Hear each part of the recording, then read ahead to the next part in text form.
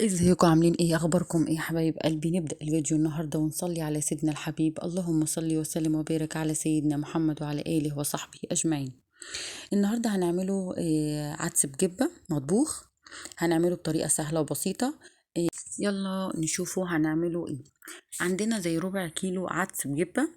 انا غسلته كويس وحطيته في مية على النار، وسبته بقى لغاية لما يتسلق.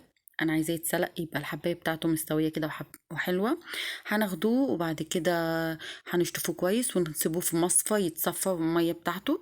هنجيبه بقى على الحله بتاعتنا، هنحط شويه زيت او معلقه سمنه. وهنحط بصلايه متوسطه زي ما انتم شايفين كده، وهنبتدي ان احنا نحمر البصلايه لغايه لما تاخد اللون البامبي. طبعا يعني اول ما تبدأ تاخد اللون البامبي بتاعنا هنبتدي ان احنا ننزل بالطماطم بتاعتنا اللي هي عصير الطماطم. هنقلبه كويس وهنسيبها تاخد غلوة بسيطة. وبعد كده هنحط الفلفل الاسمر بتاعنا، وهنحط كمان كمون زي نص معلقة كمون صغيرة.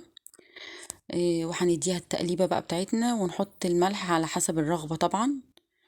طبعا في ناس بتحب الحدق عالي، في ناس بتحط حدق متوسط، في ناس بتحب الحدق بسيط خالص زي ما انتم شايفين. وهنسيب الطماطم تاخد غلوة. اللهم صل وسلم وبارك على سيدنا محمد وعلى آله وصحبه أجمعين.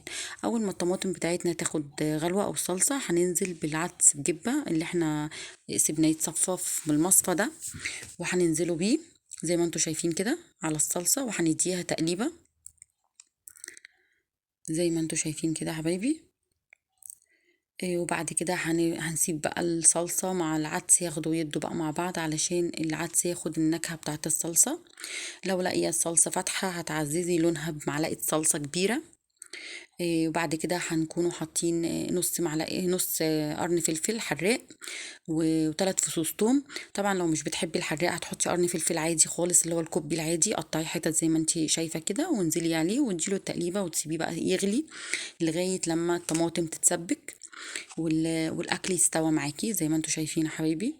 هي خلاص كده دخلت في السوا. مجرد ما الطماطم بتاعتك بتتسبك بتبقى خلاص اكلتنا استوت، لاني احنا سالقين العدس زي ما انتم شايفين. انا طفيت عليه اهو.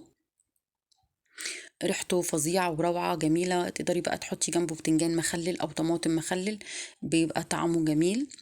زي ما انتم شايفين كده هن بقى نغرفه في طبق علشان تشوفوا طريقته بقى في التقديم، بيبقى شكله جميل قوي.